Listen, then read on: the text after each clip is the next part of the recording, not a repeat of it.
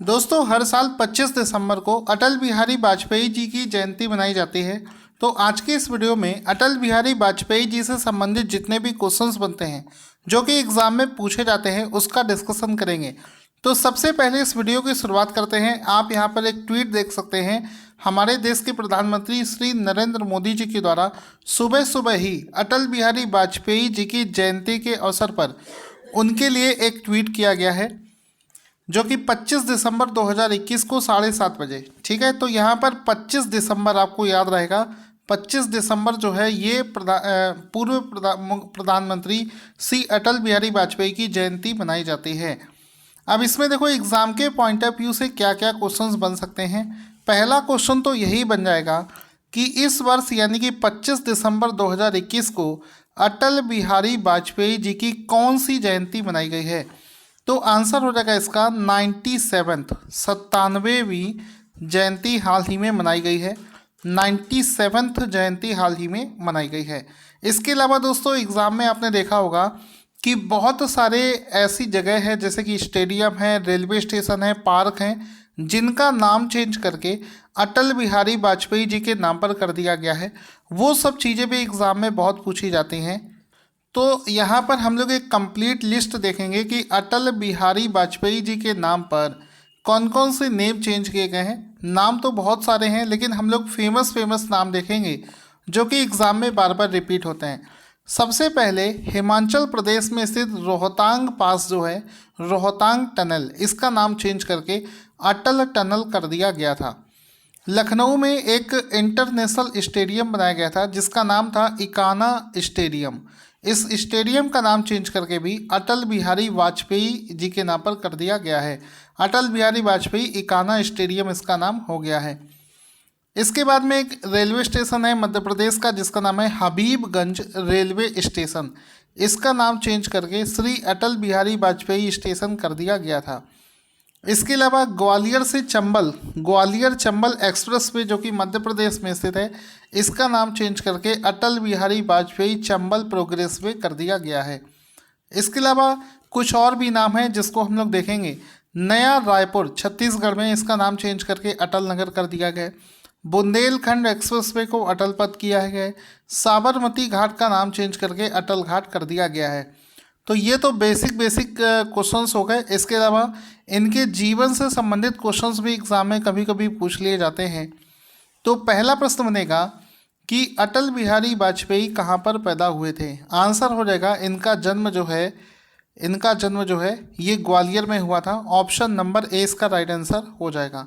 Question number 2 बनेगा कि अटल बिहारी वाजपेयी कब पैदा हुए थे। तो सभी लोग ये तो जानते हैं कि 25 दिसंबर को हुए थे, लेकिन इनका जो दिवस है 25 दिसंबर 1924, याद रखिएगा 1924।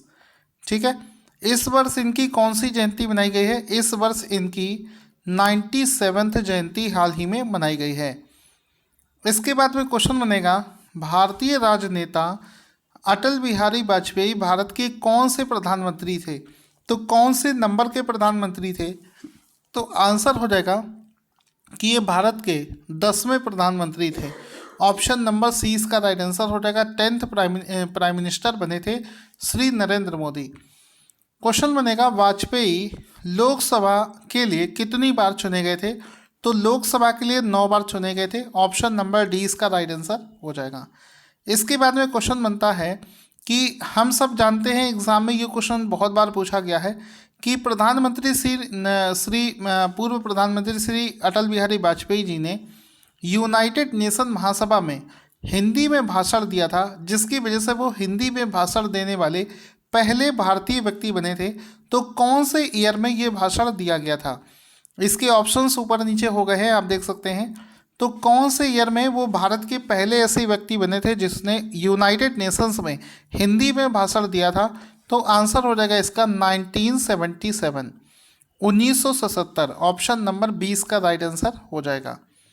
क्वेश्चन नंबर 7 बनेगा कि वाजपेयी जी ने 1966 से 2004 तक भारत के प्रधानमंत्री के रूप में 3 बार कार्य किया है।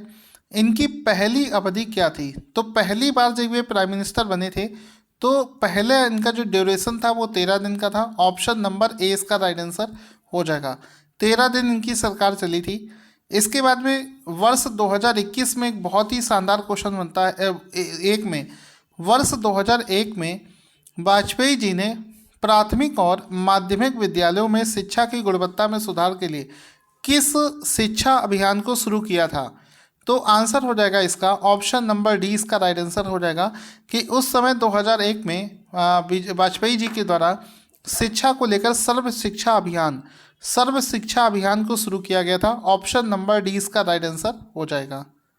इसके बाद में कई बार एग्जाम में एक क्वेश्चन पूछा जाता है कि राज्यसभा में अपने भाषण के दौरान वाजपेयी जी को भारतीय राजनीति के भीष्म पितामह के रूप में किसने संदर्भित किया था? तो आंसर हो जाएगा ऑप्शन नंबर बी यानी कि मनमोहन सिंह के द्वारा प्रधानमंत्री अटल बिहारी वाजपेयी जी को भीष्म पितामह की उपाधि दी गई थी। तो ऑप्शन नंबर 20 का राइट आंसर हो जाएगा। इसके बाद में क्वेश्चन बनेगा किस वर्ष अटल बिहारी वाजपेयी जी को पद्म विभूषण से सम्मानित किया गया था? आंसर हो जाएगा 1992 में, 1992 में अटल बिहारी वाजपेयी जी को पद्म विभूषण से सम्मानित किया गया था। इसके बाद में क्वेश्चन बनता है कि मोरारजी देसाई के कैबिनेट में अटल जी कौन से मंत्री के पद पर थे? तो उस समय ये विदेश मंत्रालय देखते थे। ऑप्शन नंबर ए इसका राइट आंसर हो जाएगा। अटल बिहारी वाजपेयी जी द्वारा इनमें से कौन सी पत्रिका संपादित नहीं है? तो आंसर हो जाएगा सामना, ऑप्शन नंबर सी, सामना इसका राइट आंसर हो जाएगा। इसके बाद में क्वेश्चन बनेगा कि अटल बिहारी वाजपेयी के नेतृत्व में भारत ने मई 1998 में 5 भूमिगत परमाणु परीक्षण किए थे, जिसके बाद में भारत ने परमाणु ऊर्जा संपन्न देश घोषित कर दिया गया था। तो ये परीक्षण कहाँ पर किए गए थे? अटल बिहारी वाजपेयी जी के जीवन की सबसे बड़ी उपलब्धि में से ये उपलब्धि गिनी जाती है, जिसमें कि उन्होंने पोखरन राजस्थान के पोखरन में परमाणु परीक्षण कर लिए थे। अमेरिका को भी इसकी खबर नहीं लग पाई थी और ऐसा माना जाता है कि इस परीक्षण के बाद में भारत ने अपने आप को परमाणु संपन्न देश घोषित कर दिया था। तो ये जो परीक्षण हुए थे ये राजस्थान के पोखरन में हुए थे 1998 में। ये क्वेश्चन एग्जाम में बहुत बार पूछा गया है। इसके बाद में क्वेश्चन है अटल बिहारी वाजपेयी जी कितनी बार देश के प्रधानमंत्री रहे हैं? तो आंसर हो जाएगा ये 3 बार देश के प्रधानमंत्री रहे हैं। क्वेश्चन बनेगा अटल बिहारी वाजपेयी जी का देहांत कब हुआ था? तो जन्म इनका पता है 25 दिसंबर को हुआ था और इनका जो देहांत है ये 16 अगस्त 2018, मतलब बहुत ही रिसेंट में इनका देहांत हुआ है 16 अगस्त 2018 में। इस वजह से एग्ज़ाम में इनके क्वेश्चंस भी अक्सर पूछे जाते हैं। दोस्तों ट्रेंडिंग में चल रहे जितने भी टॉपिक हैं उसके लिए तुरंत वीडियोस देखने के लिए हमारे चैनल को सब्सक्राइब करना ना भूलें।